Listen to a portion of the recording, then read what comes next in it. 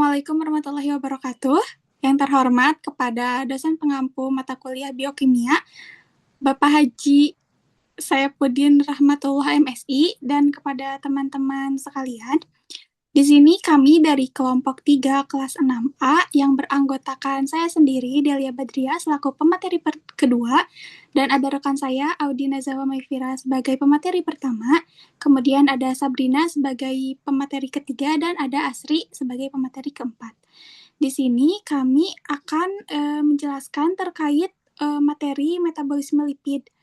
Untuk mempersingkat waktu, mari kita langsung ke penjelasan. Kepada rekan saya, Audi Nazawa Maifira, dipersilakan. Oke, baik. Terima kasih.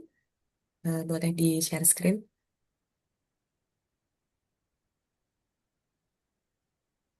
Oke, boleh di-next. Langsung kita ke slide selanjutnya. Oke, nah mari kita mulai di sini dengan definisi lipid ya. Jadi lipid ini adalah senyawa organik heterogen yang bersifat hidrofobik. Nah artinya dia tidak larut dalam air, tetapi larut dalam pelarut nonpolar seperti ether atau kloroform. Nah secara biologis lipid ini memiliki beberapa fungsi penting. Nah yang pertama, sebagai cadangan energi yang efisien karena menyimpan lebih banyak energi per gramnya dibandingkan dengan karbohidrat. Nah, pada hewan, energi ini disimpan dalam bentuk trigliserida di dalam sel adiposit. Sementara pada tumbuhan, lipid ini banyak ditemukan dalam biji untuk menunjang kebutuhan energi selama fase perkembangan embrio. Yang kedua, sebagai isolator panas untuk menjaga suhu tubuh. Dan yang ketiga, sebagai pelindung organ vital kita dari benturan secara mekanis serta menjadi komponen struktural utama pembentuk seluruh membran sel. Boleh di next? Nah, lipid dapat diklasifikasikan berdasarkan tiga parameter. Yang pertama di sini berdasarkan komponennya. Nah, lipid ini terbagi menjadi dua ya berdasarkan komponennya. Yang pertama, lipid sederhana. Lipid sederhana ini merupakan bentuk ester asam lemak dengan berbagai unit alkohol. Nah, kelompok ini mencakup triacylglycerol atau lemak netral, fosfogliserida, sfingolipid, dan lilin atau malam. Yang kedua ada lipid kompleks. Nah, lipid kompleks ini adalah lipid yang mengandung gugus tambahan selain dari alkohol dan asam lemak. Misalnya ada gugus fosfat, ada residu karbohidrat, ataupun protein. Nah, contohnya meliputi terpen, steroid, prostaglandin, dan lipoprotein. Nah, yang kedua di sini ada berdasarkan saponifikasi. Ada dua, dibagi dua, yaitu yang pertama tersabunkan, di mana yang tersabunkan ini adalah lipid yang memiliki ikatan ester. Nah, ini biasanya hampir semua lipid ya. Nah, yang kedua ada tidak tersabunkan, di mana steroid dan terpen adalah salah satu contohnya. Nah, yang ketiga ada klasifikasi yang selanjutnya yaitu berdasarkan polaritas. Yang pertama adalah lipid nonpolar atau hidrofobik. Nah, molekul lipid yang tidak memiliki muatan listrik sehingga bersifat menolak air secara total. Nah, contohnya adalah triacylglycerol, lilin, steroid, dan juga terpen. Nah, yang kedua ada lipid polar atau amfifatik. Dia memiliki kepala hidrofilik dan ekornya hidrofobik. Seperti contohnya ada di fosfolipid. Boleh di next?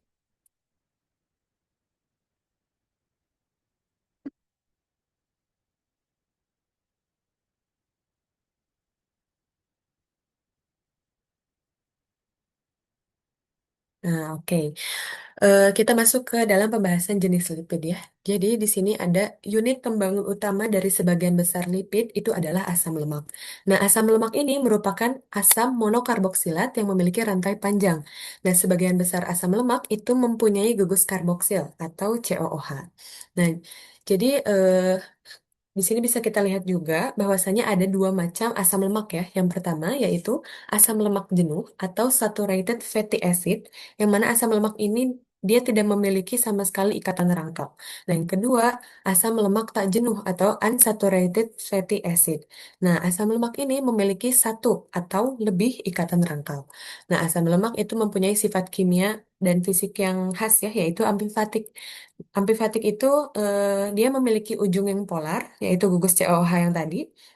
Tandanya dia suka air. Dan ekornya yang non-polar, yaitu rantai hidrokarbon yang benci dengan air. Nah, Dengan demikian, maka asam lemak ini memiliki prinsip, yaitu semakin panjang ekor, maka semakin benci dengan air. Jadi, next.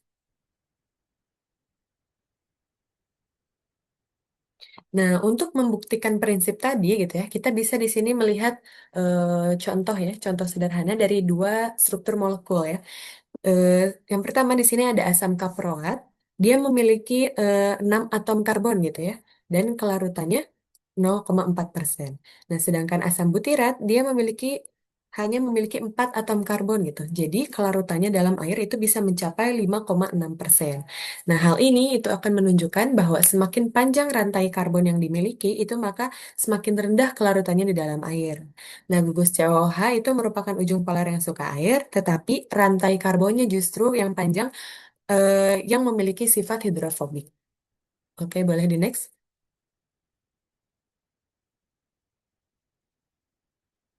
Nah, di sini secara umum rumus asam lemak itu dapat dituliskan sebagai RCOOH. Nah, di mana R ini adalah rantai karbon yang bisa jenuh ataupun tidak jenuh dengan panjang rantai bisa mencapai 4 sampai 24 atom karbon. Nah, di sini ada contohnya ya, di mana atom karbonnya itu lebih dari 10. Nah, biasanya atom karbon yang sudah lebih dari 10 itu sudah menunjukkan gitu ya bahwasannya dia ini berwujud padat pada suhu ruangan. Boleh di next? Oke, mari kita bahas lebih detail ya tentang asam lemak jenuh. Nah, ciri utamanya adalah hanya memiliki ikatan tunggal ya, atau tidak memiliki ikatan rangkap seperti itu. Nah, sehingga rantainya itu akan lurus dan dapat merapat dengan baik gitu. Nah, akibatnya titik lelehnya itu akan tinggi dan umumnya berwujud padat pada suhu ruangan. Kita bisa perhatikan tabel ini di bawah ini. Kita bisa ambil contoh misalnya ada asam stearat. Nah, kita lihat panjang rantainya adalah C18 ya. Nah, di mana tadi sudah disebutkan bahwasanya jika C lebih dari 10 maka dia akan bersifat padat gitu ya pada suhu ruangan. Nah, berbeda dengan asam butirat. Asam butirat ini memiliki panjang rantainya itu C4, maka sifat fisiknya yaitu cair. Seperti itu. Boleh di next. Nah, berbeda dengan asam lemak jenuh tadi, maka asam lemak tak jenuh ini memiliki satu atau lebih ikatan rangkap.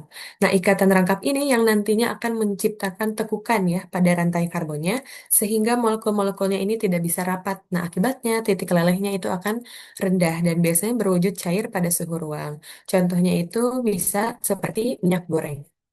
Nah, tekukan ini juga yang akan meningkatkan fluiditas atau kemampuan mengalir pada membran sel. Contohnya eh, bisa dilihat di tabel di sebelah ya. Oke, boleh di next.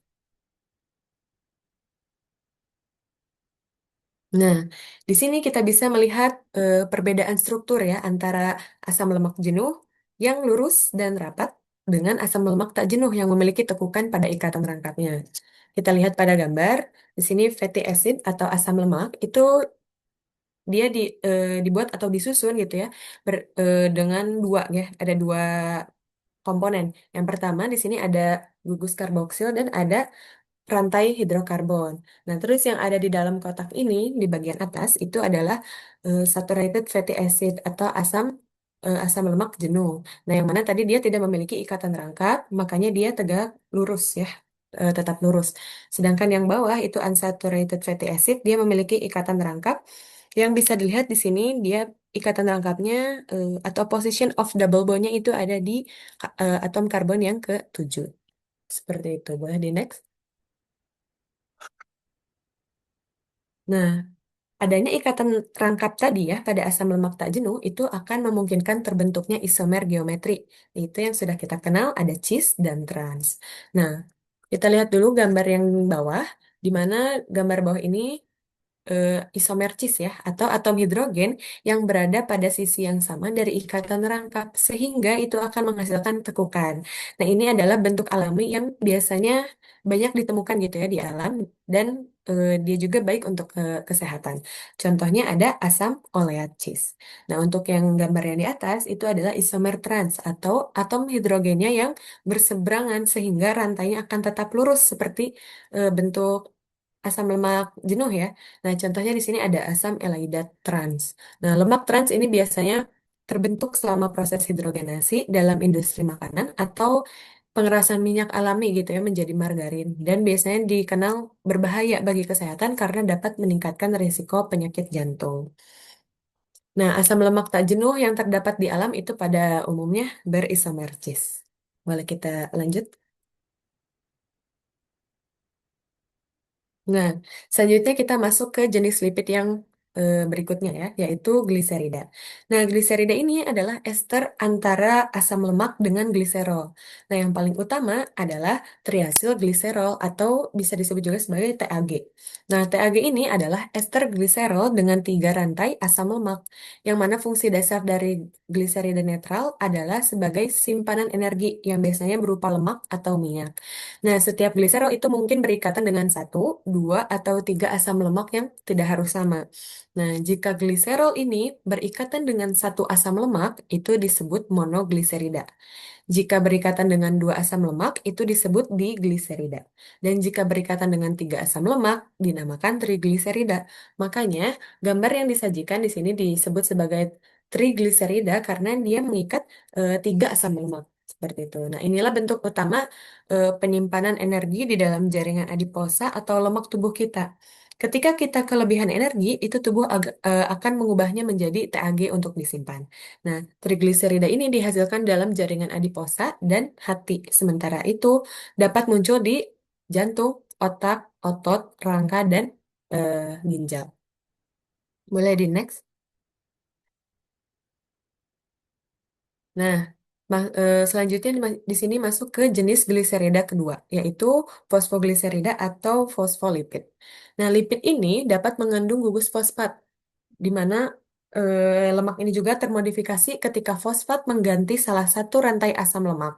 Nah, berbeda dengan TAG, fosfolipid ini hanya memiliki dua rantai asam lemak. Bisa kita lihat pada gambarnya ya, di bagian hydrophobic tails atau di bagian ekornya.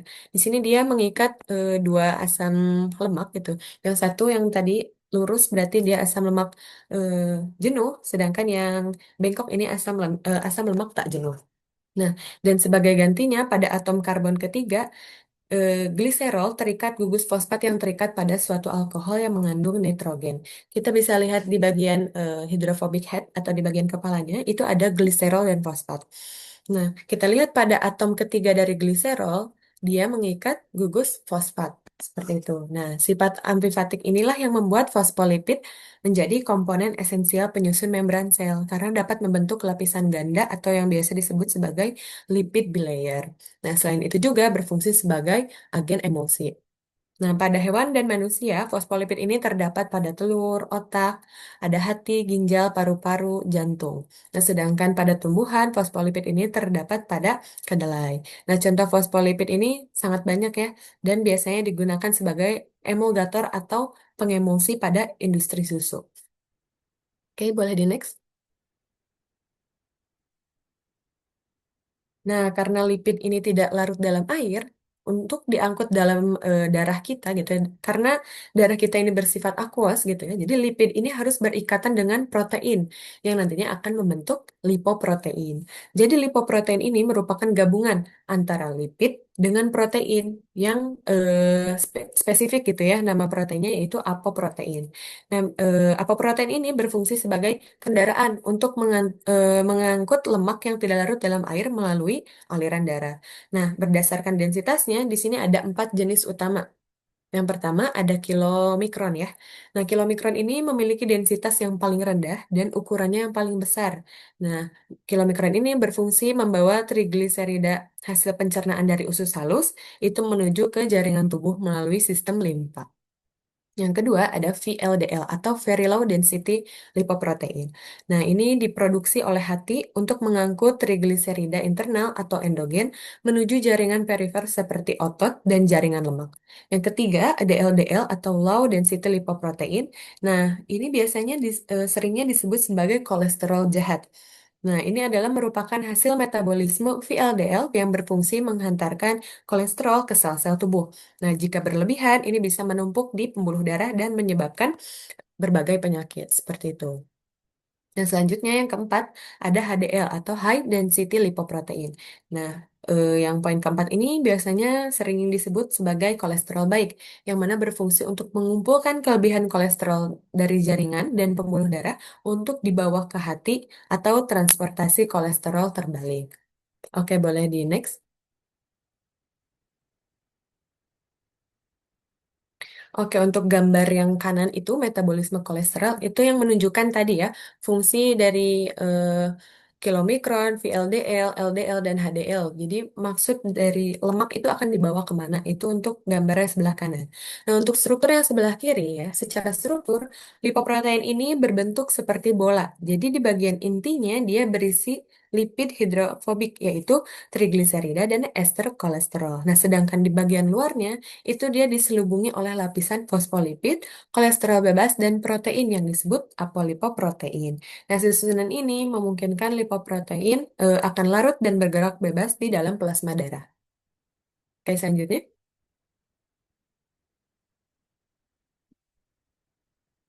Nah, berikutnya adalah kelompok lipid yang tidak menggunakan gliserol sebagai kerangka dasarnya, yang bisa dinamakan sebagai sfingolipid. Nah, sfingolipid ini adalah fosfolipid yang tidak diturunkan dari gliserol, melainkan menggunakan asam amino alkohol rantai panjang yang disebut sfingosin.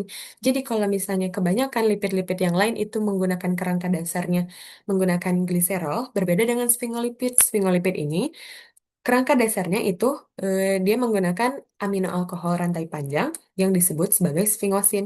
Kalau dari gambar ini ditunjukkan dengan tulisan yang berwarna merah ya, itu adalah eh, sfingolinnya. Nah, sebagian kerangka kerangka dasar karena dia sebagai kerangka dasar nih, lipid ini sangat berlimpah di jaringan saraf dan otak yang dapat berperan penting dalam pembentukan selubung milen dan dia ini melindungi akson saraf. Nah, pada manusia 25% dari lipid merupakan sfingolipid. Ya, boleh di next. Nah, selanjutnya yang kedua di sini ada steroid. Nah, steroid ini memiliki struktur khas ya, berupa 4 cincin karbon gitu ya, 4 cincin karbon terpadu. Atau contoh dari steroid yang paling terkenal ini adalah kolesterol, di mana kolesterol ini merupakan komponen sterol esensial dalam sirkulasi darah yang berfungsi sebagai menjaga fluiditas membran sel, menjadi bagian dari beberapa hormon reproduktif gitu ya, seperti testosteron, progesteron, dan menjadi bahan baku atau prekursor untuk sintesis hormon steroid, vitamin D, serta asam ampedu yang berperan dalam pencernaan lemak. Nah, kolesterol juga ini berhubungan dengan pengerasan arteri dan lain-lain ya. Nah, bisa kita lihat ini tadi disebutkan bahwasanya steroid ini memiliki 4 cincin karbon terpadu ya yang menjadi strukturnya itu khas ya. Bisa dilihat di sebelah kiri dan sebelah kanan. Untuk bagian A itu ada steroid skeleton ya, dia memiliki 4 cincin karbon terpadu dan di bagian B yaitu kolesterol sama ya memiliki 4 cincin karbon terpadu. Oke, boleh di next.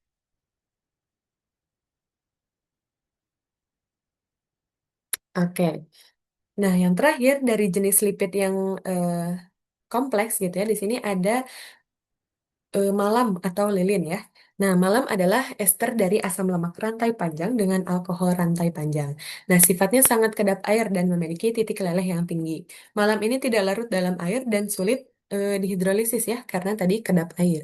Nah, secara biologis, lilin ini sebenarnya banyak fungsinya ya, untuk berbagai lapisan pelindung.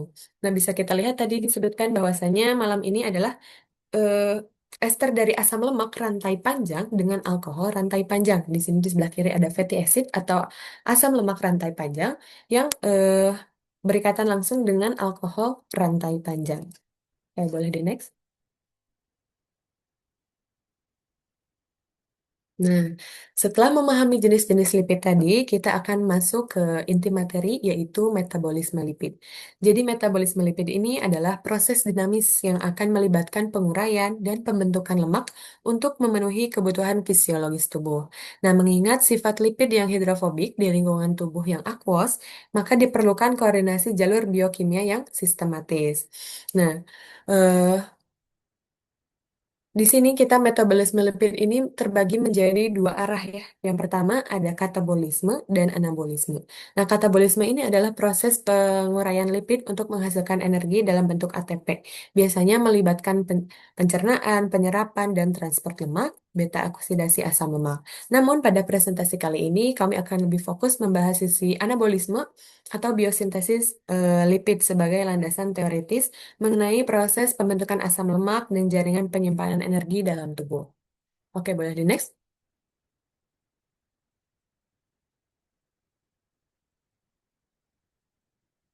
Oke, anabolisme lipid atau lipogenesis ya. Ini adalah salah satu proses pembentukan molekul lipid baru sebagai cadangan energi atau komponen struktural. Berbeda dengan katabolisme, jalur anabolisme atau biosintesis ini akan berfokus pada pembentukan molekul lipid baru. Nah, yang pertama di sini ada lipogenesis, di mana lipogenesis ini adalah jalur utama biosintesis, di mana unit-unit asetil-CoA ini dirakit menjadi rantai asam lemak panjang. Asam lemak yang terbentuk kemudian akan mengalami esterifikasi dengan gliserol untuk membentuk triasilgliserol TAG. Mungkin nanti akan dijelaskan lebih spesifik. Oke, untuk lokasi spesifiknya di sini proses anabolisme secara dominan itu biasanya terjadi di sitosol sel, organ hati atau liver, dan jaringan adiposa. Nah, hati ini berfungsi sebagai pusat pemproses utama ya, sedangkan jaringan adiposa itu berfungsi sebagai tempat penyimpanan jangka panjang. Nah, untuk prekursor utama, biosintesis lipid ini sangat bergantung pada ketersediaan glukosa. Ketika kadar gula darahnya tinggi, kelebihan asetil-CoA dari jalur karbohidrat itu akan dialihkan menjadi bahan baku pembuatan lemak atau lipogenesis. Nah, untuk selanjutnya ada signifikasi biologis, di mana selain sebagai cadangan energi, jalur anabolisme ini juga menghasilkan lipid kompleks, tadi seperti yang telah disebutkan, seperti fosfolipid, untuk perbaikan membran sel dan steroid untuk sintesis hormon. Oke, selanjutnya.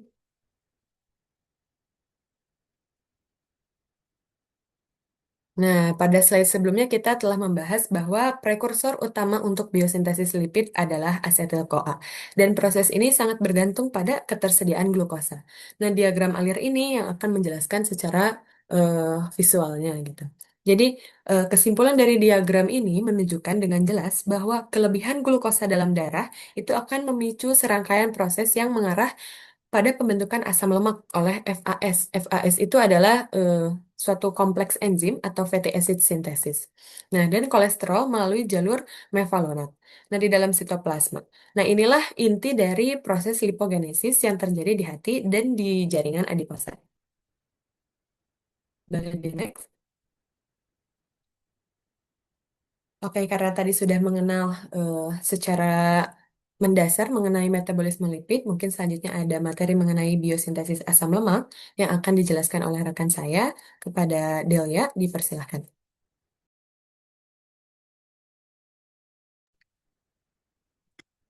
Baik, terima kasih. Eh, di sini kita memasuki tentang biosintesis asam lemak atau fatty acid synthesis. Eh, Sebelumnya tuh kalian tahu nggak sih asam lemak itu apa? Asam lemak adalah rantai hidrokarbon alifatik panjang yang memiliki gugus asam karboksilat. Nah, panjang rantai hidrokarbon asam lemak itu bervariasi dari 10 sampai 30 karbon. Nah, rantai hidrokarbon ini tuh bersifat nonpolar yang berfungsi untuk menyeimbangkan gugus asam karboksilat yang bersifat polar. Nah, kemudian di sini ada struktur rantai hidrokarbon. Nah, asam lemak itu kan terdiri dari dua jenis, ada yang tak jenuh dan ada yang jenuh. Nah, di sini yang pertama ada asam lemak jenuh atau saturated. Struktur kimianya itu tidak memiliki ikatan rangkap, seluruh ikatan karbonnya terikat penuh dengan atom hidrogen. Wujud umumnya itu padat pada suhu ruang. Kemudian sumbernya itu biasanya ada pada daging merah atau keju, mentega, minyak kelapa. Nah, dampak bagi kesehatannya tuh biasanya apabila kita mengkonsumsi lemak jenuh secara berlebih, itu bisa meningkatkan kadar kolesterol LDL dan resiko penyakit jantung. Kemudian ada asam lemak tak jenuh. Struktur kimianya itu memiliki satu atau lebih ikatan rangkap pada rantai karbon.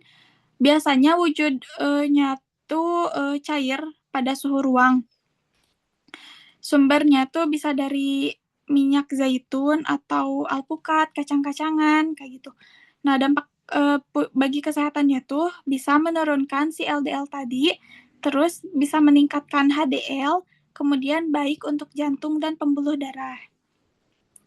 Boleh di next.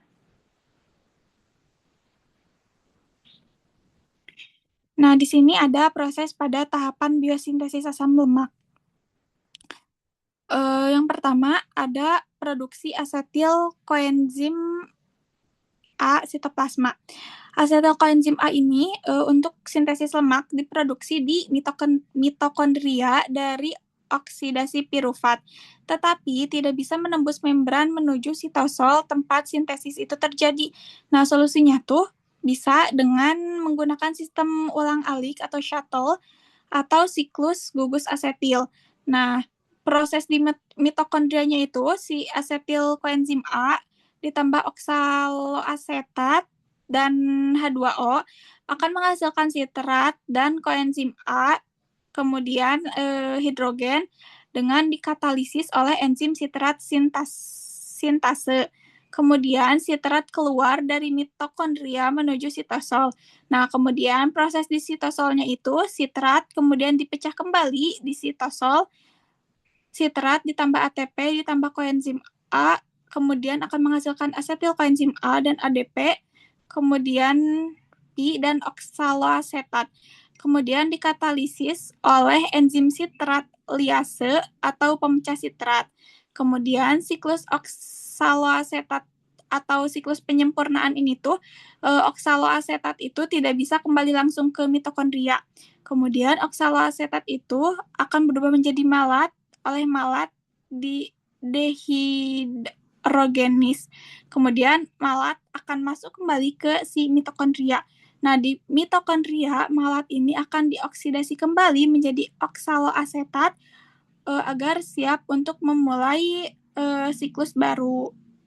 Kemudian boleh di next. Nah, di gambar ini tuh tentang ada penjelasan tentang produksi asetil koenzim asid di sitoplasma tersebut ya. Di sini ada mulai dari membran dalam mitokondria. Kemudian boleh di next.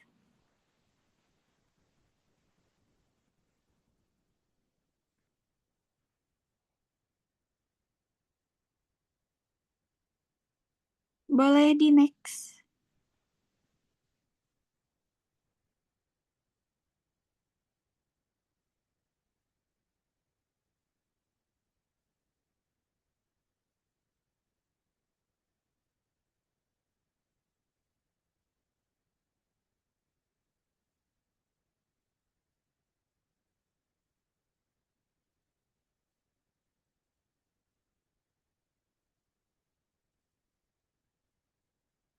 Nah, kemudian di sini ada proses pembentukan malonyl koenzim A dari asetil koenzim A. Nah, di sini ada mengubah asetil koenzim A menjadi malonyl koenzim A yang merupakan donor utama gugus 2 karbon untuk pemanjangan rantai. Reduksi yang terjadinya adalah asetil koenzim A akan bereaksi dengan CO2, kemudian ATP menghasilkan malonyl koenzim A dan ADP ditambah pi. Adapun peran biotin yakni sebagai kofaktor yang mengikat karbon dioksida dengan bantuan energi dari ATP. Nah, reaksi ini merupakan langkah pengatur laju sintesis dari asam lemak itu sendiri. Kemudian boleh di next.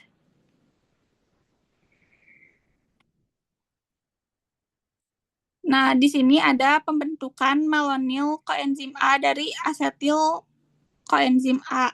Nah, pada tahapan akhir ini, tuh paling kompleks juga, yakni pemanjangan rantai asam lemak yang terjadi pada kompleks enzim sintase asam lemak dengan bantuan protein pembawa asil atau ACP. Nah, prosesnya tuh dimulai dengan memuat gugus asetil dari asetil koenzim A ke gugus sintesis SH pada enzim dan gugus malonyl dari malonyl koenzim A ke gugus fosfopantesein SH pada ACP. Nah, kedua gugus ini tuh kemudian akan mengalami reaksi kondensasi yang menggabungkan dan melepaskan karbon dioksida, sehingga akan menghasilkan rantai 4 karbon yang terikat pada ACP.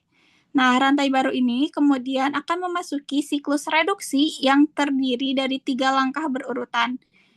Yang pertama ada gugus keto direduksi menjadi gugus hidroksil menggunakan NADPH. Kemudian setelahnya ada terjadi dehidrasi yang membentuk ikatan rangkap, dan yang ketiga ada ikatan rangkap tersebut direduksi kembali menggunakan NADPH sehingga menghasilkan rantai asam lemak yang jenuh. Siklus pemuatan malonyl baru, kondensasi dan reduksi ini tuh terjadi secara terus-menerus gitu.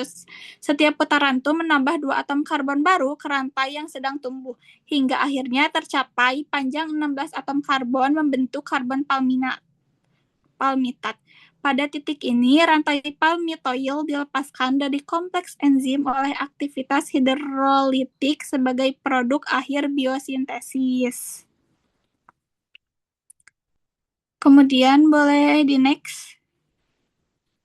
Kemudian di sini ada fungsi lemak sebagai tempat penyimpanan energi, kemudian pembentukan komponen struktur pada membran lipid, dan komponen post-translasi pada sebagian protein yang berfungsi sebagai enzim.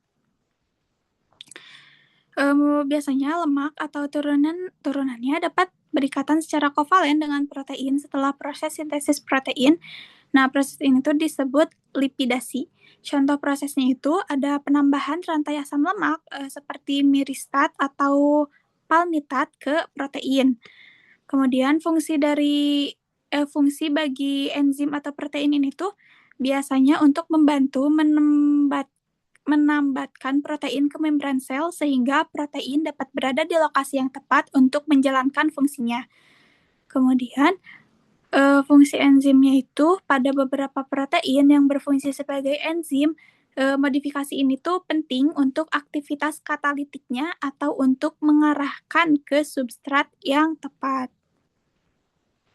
Kemudian selanjutnya ada fatty acid sintesis atau FAS.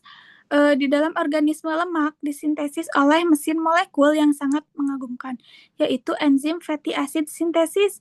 Nah, fatty acid sintesis ini tuh merupakan multi enzim karena memiliki 7 enzim yang mempunyai fungsi berbeda, sehingga membentuk kompleks fatty acid sintesis.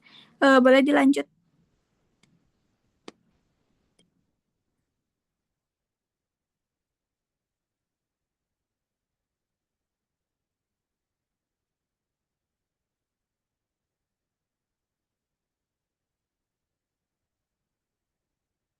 Boleh di next.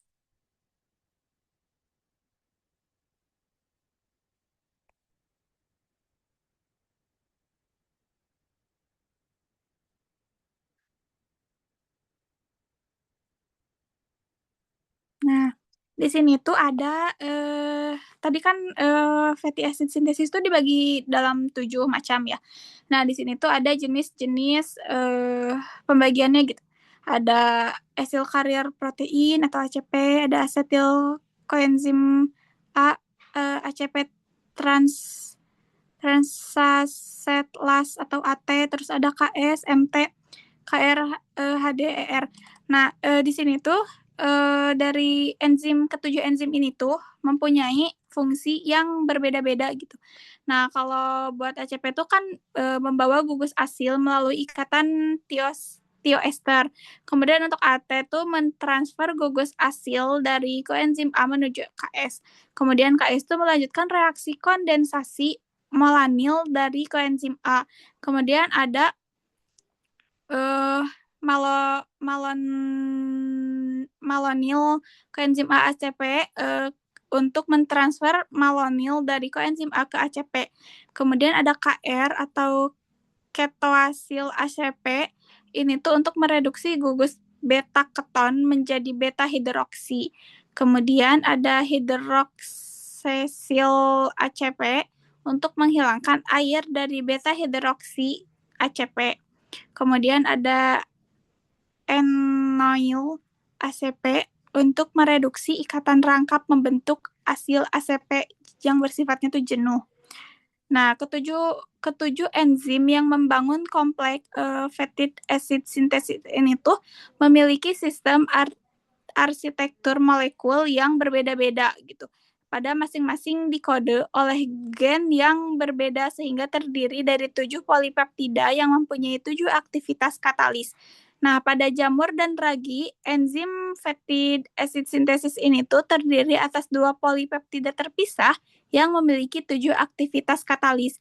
Nah, sedangkan pada vertebrata, struktur fatty acid synthesis ini tuh terdiri dari satu polipeptida panjang yang mempunyai 7 aktivitas katalis. Boleh di next.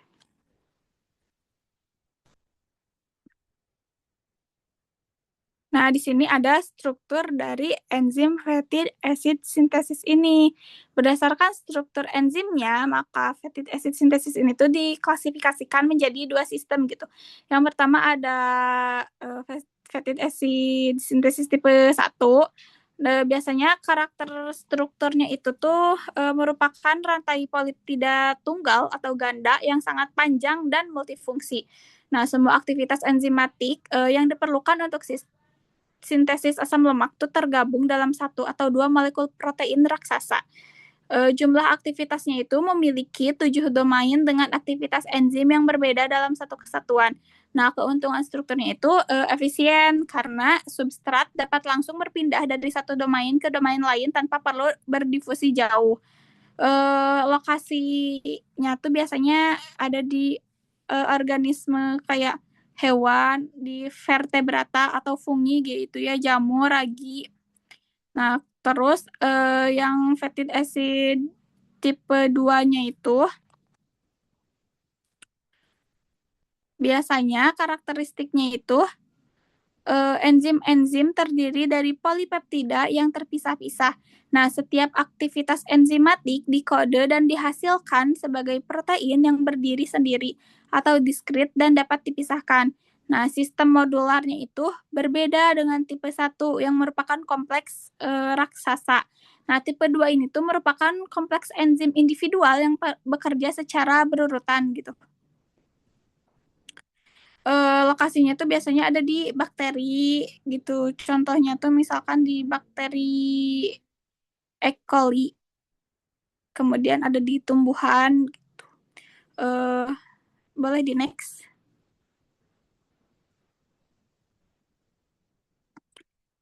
Nah, mungkin selanjutnya akan disampaikan oleh rekan saya, Sabrina.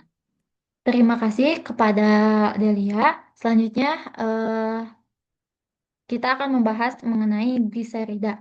Nah, gliserida ini atau secara teknis dikenal sebagai asil gliserol, merupakan senyawa ester yang terbentuk melalui proses esterifikasi antara alkohol polihidrat gliserol dengan molekul asam lemak.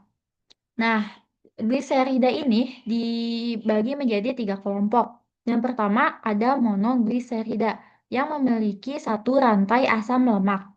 Nah, dalam industri pangan, senyawa ini sering dimanfaatkan sebagai agen pengemosi karena memiliki sifat amfifilik yang memiliki bagian hidrofilik dan hidrofobik. Yang kedua ada digliserida. Nah, digliserida ini memiliki 2 rantai eh, asam lemak.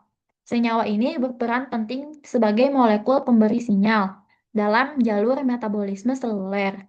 Dan yang ketiga itu ada trigliserida yang memiliki 3 rantai asam lemak. Trigliserida ini merupakan bentuk penyimpanan energi utama dalam jaringan adiposa hewan dan biji-bijian serta tumbuhan.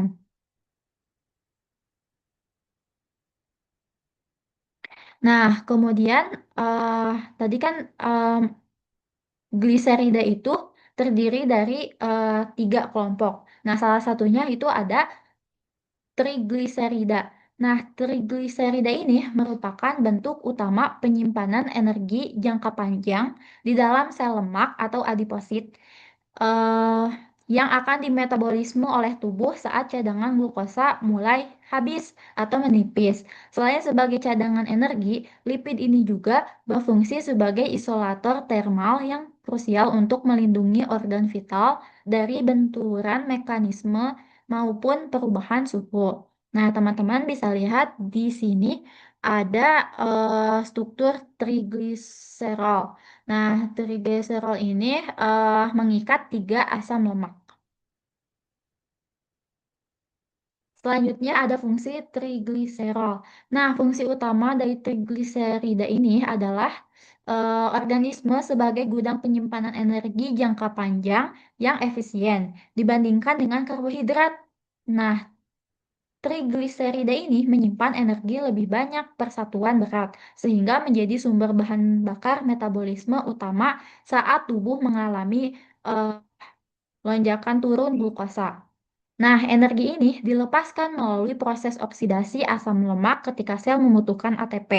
Untuk menjalankan aktivitas biologis, triagliserol ini dihasilkan dalam jaringan adiposa dan hati. Sementara itu juga dapat muncul di jantung, otak, dan otot, serta ginjal. Nah, kemudian di sini ada biosintesis dari tri triacylglycerol. Nah, segalanya itu bermula dari molekul eh, L gitu, gliserol 3 fosfat. Nah, molekul ini sangat menjadi karakter utama gitu dalam pembentukan lipid yang lebih kompleks. Yang pertama itu adalah proses asilasi. Nah, di sini gliserol 3 fosfat itu akan mengikat 2 rantai asam lemak asil KOA yang secara bertahap. Yang pertama itu menjadi asil gliserol 3 fosfat, yang kedua itu menjadi asam fosfatidat. Nah, perlu diingat gitu bahwa asam fosfatidat itu adalah titik cabang utama. Dari sini tubuh kita akan memutuskan apakah akan membuat cadangan energi atau membangun membran sel gitu.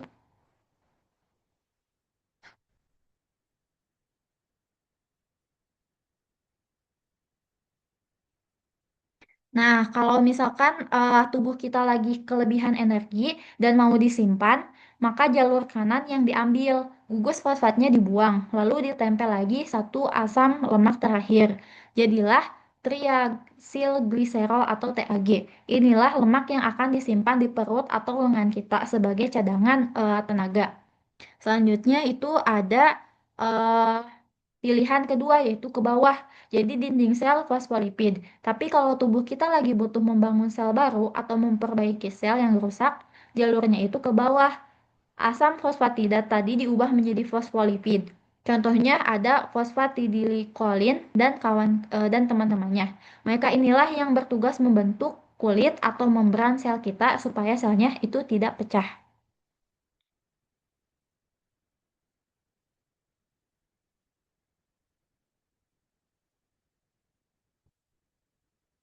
Selanjutnya itu ada eh, tadi biosintesis trigliserol itu pada hati dan jaringan adiposa itu dibentuk melalui senyawa antara asam fosfatidat pada sel usus.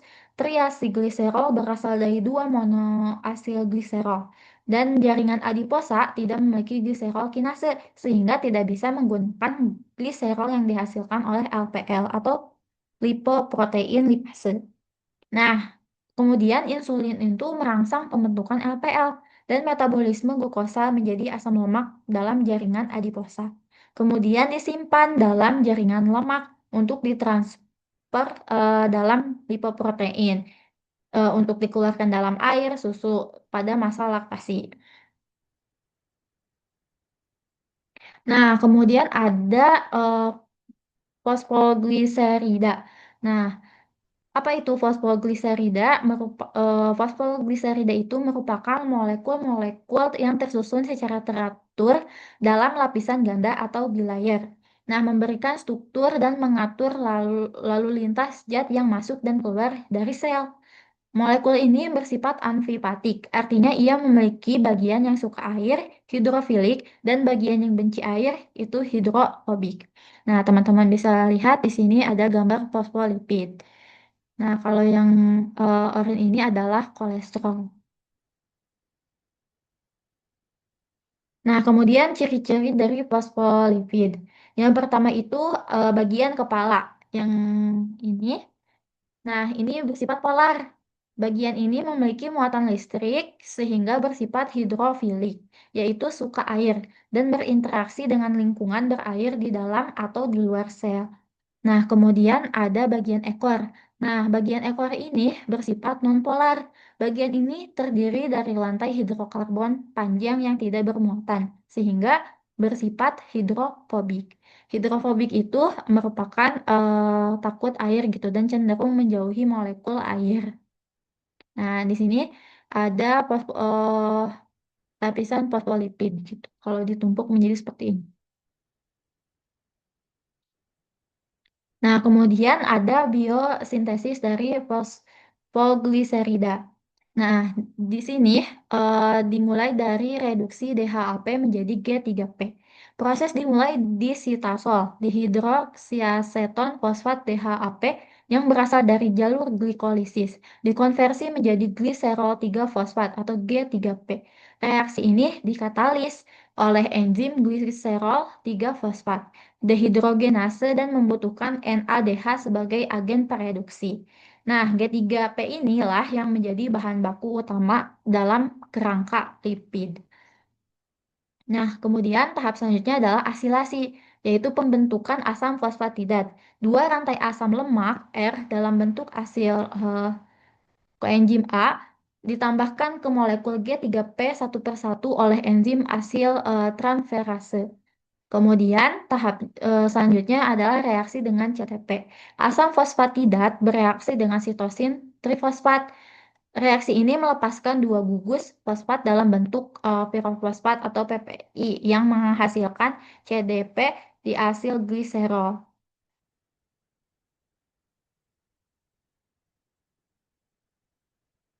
Sekian dari saya. Saya serahkan kepada Asri. Bismillahirrahmanirrahim. Boleh di next. Nah, sekarang ada kolesterol. Nah, kolesterol sendiri itu adalah lipid steroid gitu dengan struktur inti yang khas itu cincin siklopentano petrihidrat hidropen hidropentran atau steran yang terdiri dari 4 cincin siklohexana gitu. Ada ini A, B, C, dan D ini adalah siklopentana. Nah, struktur ini bersifat kaku dan hidrofobik. Nah, gugus OH pada posisi C3 ini memberikan sifat amfimatik dan memungkinkan untuk berinteraksi dengan kepala polar fosfolipid di membran, sedangkan rantai samping ini di C17 menambah sifat hidrofobiknya. Nah, kolesterol sendiri ini turunan dari lipid ya. 75% kolesterol ini berasal dari proses biosintesis alami gitu ya dari tubuh kita, sedangkan sisanya itu dari makanan. Nah, kalau dalam kolesterol ini kita itu sering mendengar istilah HDL, LDL, dan trigliserida. Nah, untuk HDL sendiri itu high density lipoprotein yaitu kolesterol baik. Nah, jadi jika semakin banyak gitu ya, semakin tinggi kadarnya, maka semakin baik di tubuh. Nah, ini tuh berfungsi untuk mengangkut kolesterol berlebih dari pembuluh darah kembali ke hati untuk dipecah dan dibuang. Sedangkan kita juga sering mendengar LDL, yaitu low density lipoprotein, yaitu kolesterol jahat. Nah, maka jika berlebih LDL ini bakal menumpuk di dinding pembuluh darah yang menyebabkan penyempitan dan meningkatkan risiko serangan jantung atau stroke. Nah, satu lagi itu ada istilah trigliserida, yaitu jenis lemak yang paling umum di tubuh. Nah, berfungsi sebagai cadangan energi dari makanan. Nah, oke, lanjut.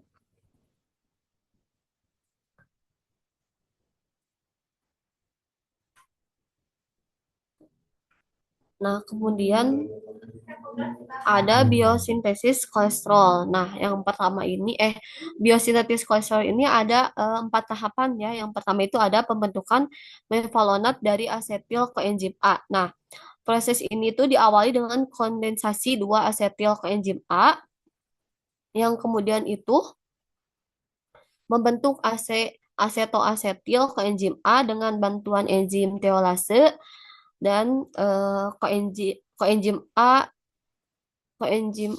ini sitens. Terus kemudian dari asetil koenzim A ini dikondensasi kembali gitu ya, membentuk HMG koenzim A atau 3 hidroksi 3 metil glutari. Nah, dari pembentukan ini itu ada bantuan enzim HMG koenzim A sinten dan asetil koenzim A. Nah, nanti itu setelah jadi ini ya HMG koenzim A ini akan dibentuk juga, akan terbentuk mevalonat. Nah, dengan bantuan enzim HMG koenzim A reduktase. Nah, di sini itu membutuhkan 2 NADPH sebagai reduktornya. Sedangkan nanti itu bakal menghasilkan produk samping yaitu 2 NADP dan koenzim A sintase. Kemudian next selanjutnya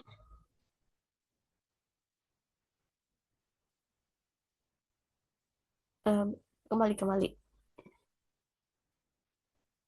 Nah, tahap 2 ini ada pembentukan unit isoprenoid aktif dari mevalonat. Nah, tadi kan udah ini ya, udah terbentuk mevalonat. Nah, jadi si mevalonat ini tuh mengalami fosforisasi. Nah, fosforisasi itu melepaskan pembentukan fosfor dengan bantuan ATV, sehingga terbentuk beberapa intermediate yaitu mevalonat 5 fosfat dan mevalonat 5 di fosfat. Nah, kemudian dari intermediate ini tuh bakal terjadi dekarboksilasi ini. Nah, pemecahan apa gugus karboksil dan juga ada pelepasan gugus fosfat juga. Nah, di sini sehingga akan menghasilkan produk akhirnya gitu ini. Kemudian next, nah isopentil bisfosfat. Nah, kemudian ada yang ketiga itu pembentukan squalene dari 6 unit isoprena. Nah, jadi kan tadi udah ada pembentukan asetil koenzim A, terus menjadi mevalonat. Nah, dari mevalonat ini kita akan ubah menjadi isoprenoid unit.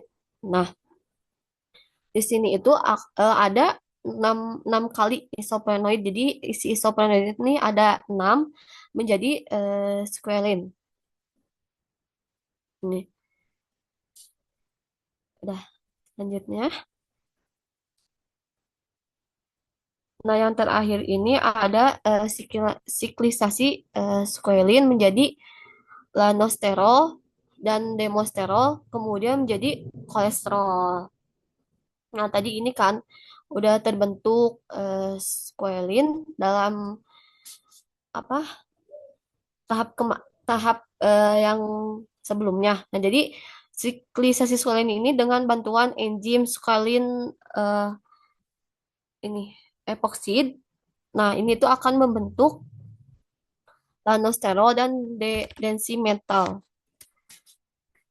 Nah, akan membentuk ini ya, lanosterol, densimetalsterol dan dimosterol. Nah, kemudian dari dimosterol ini akan ada isomerasi itu ya. Isomerasi dengan bantuan isomer dengan bantuan ini dengan bantuan NADPH membentuk demosterol. Nah, dari demosterol ini akan menjadi kolesterol gitu dengan bantuan NADPH. Selanjutnya, selanjutnya ada metabolisme kolesterol. Jadi, kolesterol ini dapat mengalami beberapa proses metabolisme ya untuk dikonversi menjadi senyawa lain. Misalnya di sini ada kolesterol ini menjadi hidroksiterol, terus steroid, hormon steroid. Nah, jadi sebagian kecil kolesterol yang terbentuk di hati ini bergabung menjadi membran sel hati, namun sebagian besar dikeluarkan dalam bentuk asam empedu maupun ester kolesterol. Nah, sebagian kecil kolesterol juga ini dikonversi menjadi 24 hidroksterol dan berperan sebagai regulator sintes. Nah, pada jaringan lain ini kolesterol dikonversi menjadi hormon steroid. Nah, dari hormon steroid ini ada beberapa hormon gitu ya. Ada kortisol. Ini tuh hormon stres, terus ada aldosterol dan testosteron, itu hormon seks gitu. Kemudian,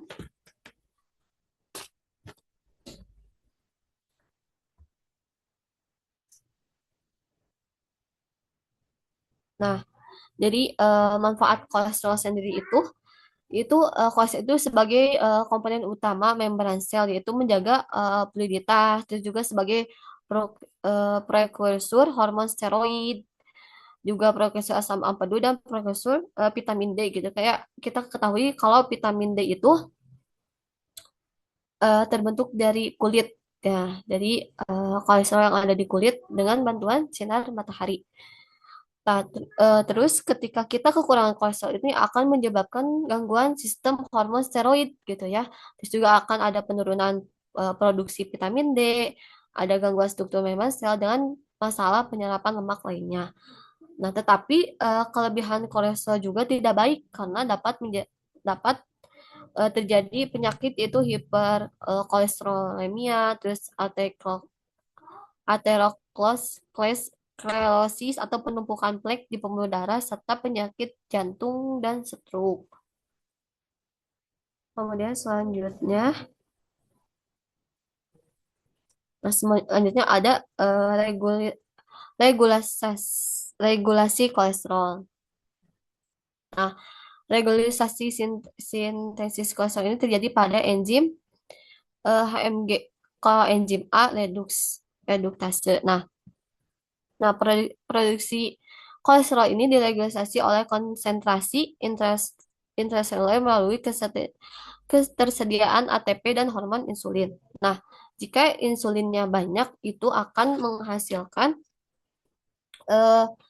akan menaiknya HDL. Nah, tetapi jika eh, glukagonnya ini tinggi, akan menghambat pembentukan insulin gitu. Kemudian jadi ada konsentrasi ATP di mana ATP yang rendah ini dan LDL kolesterol juga akan menghambat HMG koenzim A reduks, yaitu sintesis kolesterol berlangsung lebih lambat. Nah, kemudian metabolit eh, oksiterol itu 24 hidroksi kolesterol ini menstimulasi pembentukan HMG koenzim A. Ya, selanjutnya. Nah, selanjutnya ada steroid. Nah, steroid ini adalah kelompok lipid yang memiliki struktur inti dasar berupa cincin. Nah, di sini cincinnya itu ada 4. Nah, cincin ABC ini merupakan sikloheptana, sedangkan satu cincin D ini merupakan siklopentana. Nah, struktur ini membuat kerangka hidrofobik yang kaku dan menjadi ciri khas semua senyawa steroid. Kemudian,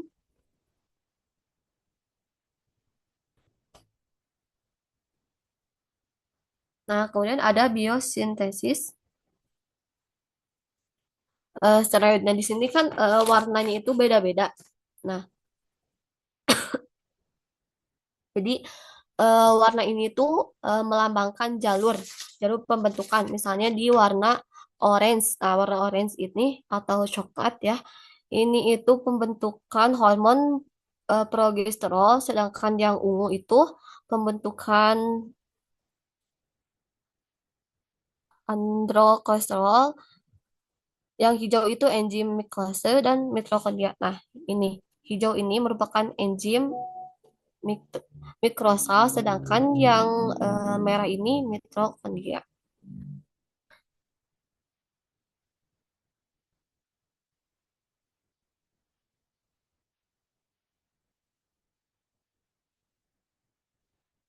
Nah, di sini tuh, jadi belum belum belum. Nah, jadi biosintesis ini tuh dimulai dari kolesterol gitu. Nah, yang diubah menjadi pregnenolon, pregne, pregne, pregnenolen menjadi progesterol ini. Selanjutnya dari progesterol ini sebagai titik percabangan utama gitu. Ada menjadi dexokortikosterol, terus ada juga yang ke bawah. Nah, terus dari sini tuh jalurnya itu metabolisme bercabang menjadi beberapa hormon. Nah, kita mulai membahas yang ini dulu. Jalur jalur pertama itu jalur progesterol. Nah, di sini ada enzim 21 hidroksidase hidroksilase. Nah, ini tuh akan membentuk deoksikolesterol. Nah, kemudian dari deoksikolesterol ini ada bantuan enzim 11 beta hidroksilase membentuk ini katikolesterol. Nah, ini itu dalam jalur aldosterol, membentukkan aldosterol. Kemudian ada ini jalur jalur jalur glukokortikodia atau kortisol.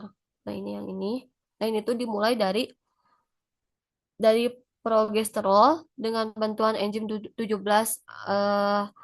alfa hidroksilase menjadi produknya itu menjadi 17 hidroksi atau senyawa ya, senyawa 17 hidroksi yang kemudian itu dilanjut dengan bantuan enzim 21 hidroksi dan membentuk kortisol. Nah, kemudian ada jalur androgen ini. Androgen ini tuh jalur yang ada hormon perkembangan ini pada pria gitu ya, hormon yang ada di pria. Nah, ini tuh dimulai dari 17 17 alfa hidroksilase menjadi androsterol. Kemudian dari sini tuh ada pembentukan dengan bantuan 5 alfa reduktase menjadi DHT lebih tinggi, lebih aktif. Nah, kemudian ada jalur estrogen. Nah, ini tuh estrogen itu kan hormon pria. Nah, kan tadi androgesterol ini hormon laki-laki. Nah, kemudian ada estrogen itu hormon pada wanita. Nah, di sini itu dimulai dari di sini testosteron dengan bantuan enzim aromatase menjadi ini estrogen, estrogen ada estrogen dan estradiol. Nah, terus di sini tuh ada kayak kode ya CYP11A1. Nah, ini tuh sering di buku gitu ya. Ada beberapa buku yang menulisnya itu kode. Nah, artinya itu ini kolesterol acetylgens terus tuh CYP. Jadi ini tuh singkatan dari enzim yang ada di sini. Tuh. Terus selanjutnya,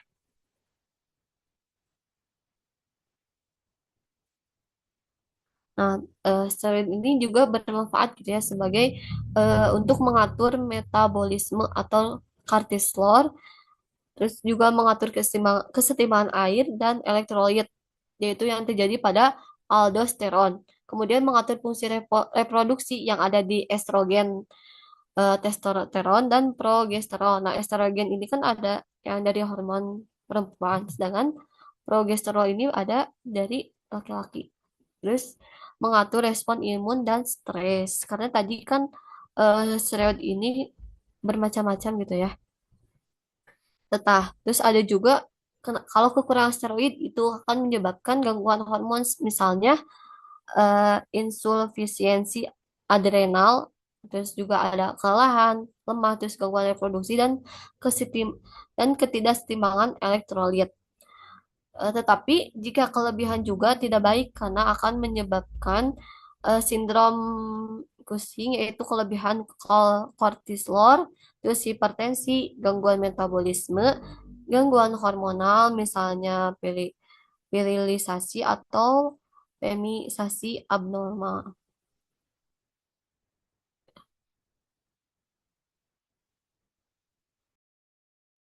Baik, mungkin pemaparan materi yang bisa kelompok kami sampaikan cukup sekian. Kurang lebihnya mohon dimaafkan. Wassalamualaikum warahmatullahi wabarakatuh. Waalaikumsalam warahmatullahi wabarakatuh.